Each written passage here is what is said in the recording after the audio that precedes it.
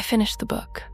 Last chapter written, final sentence placed, and then I couldn't make myself open the file again for 3 days.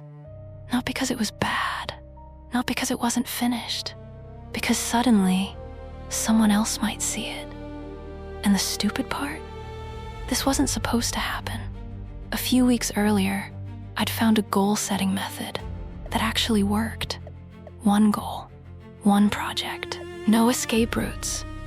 And somehow, it got me all the way to the finish line. Or so I thought. My problem has never been motivation.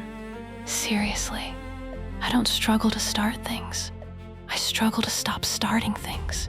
Too many ideas, too many tabs, too many projects, too many promises that begin with, "I'll finish that later." So when I found the method, it felt almost insulting. Write down your goals. Pick the one that would change the most. Ignore the rest. That's it. No secret system. No miracle routine. No productivity religion. Just pick one. Cute. Because my brain hates one. My brain likes options. Open doors. Escape routes. Backup plans for the backup plans. But this time, I picked the book. 6 chapters left. Not a dream. Not a someday goal. Just 6 unfinished chapters waiting for me. So I started writing. Not gracefully. Not perfectly. Not in some magical creative flow. I just wrote. And my brain immediately tried to escape. 3 times. New stories. New projects. New ideas. New doors. Because the thing in front of me wasn't perfect. And my brain has a very specific policy about imperfect things. Abandon them. Start something cleaner, something newer, something shinier. Start over, again, and again, and again. But eventually, I stopped asking whether the work felt perfect and started asking whether it was finished. And something strange happened. I started moving again. Energy came back. Motivation came back.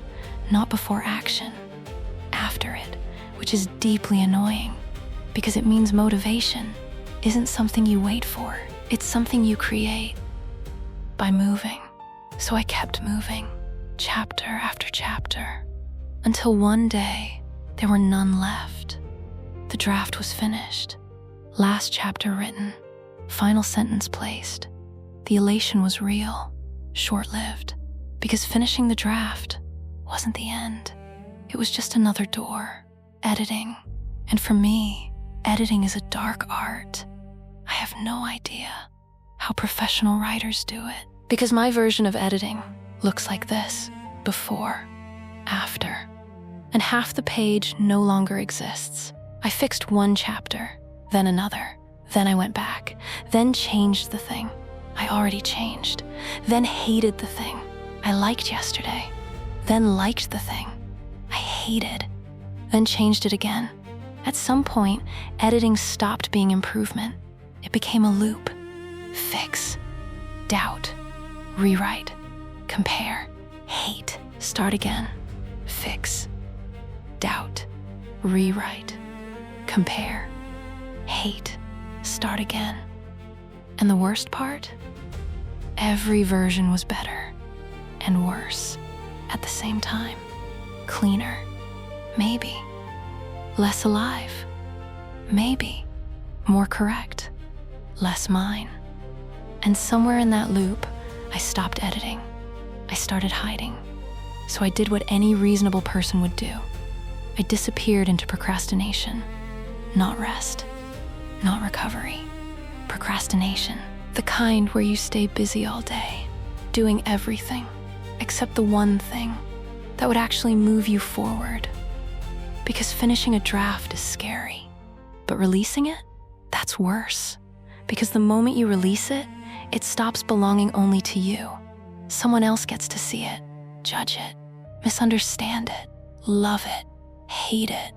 And suddenly, keeping it unfinished starts feeling safer. So there I was, goal achieved, book finished, progress frozen, and the loop kept whispering, just one more edit, just one more, just one more. On the third day, Shadow asked, "What's happening?" Rude. Accurate. So I told him, "I work on it. I hate it. I change it. Then I hate the new version. And now I can't get out." He listened, then said one word, "Enough." Not dramatically, not harshly, just enough, like closing a file. Then he said, "Check for actual mistakes, not feelings, not panic, not aesthetic despair. Mistakes. Make it clean, readable, finished, presentable, not perfect, done. If something is wrong, you can fix it later. You can release a new version later. You can improve it later. But you cannot publish something that never leaves your hands." And that hit harder than motivation ever did. Because he was right. The goal was never to make it untouchable. The goal was to let it exist. And maybe that's what perfectionism really is. Not high standards. A hiding place. A very intelligent hiding place. One that sounds responsible. One that sounds productive. One that says, "I'm not avoiding it. I'm improving it," while quietly keeping the door locked. So that's the rule now. No more hiding inside almost. Check the errors. Make it clean. Release. Not because it's perfect, because it exists. And imperfect things that exist have always been more powerful than perfect things that don't. So tell me, what are you hiding inside? Almost.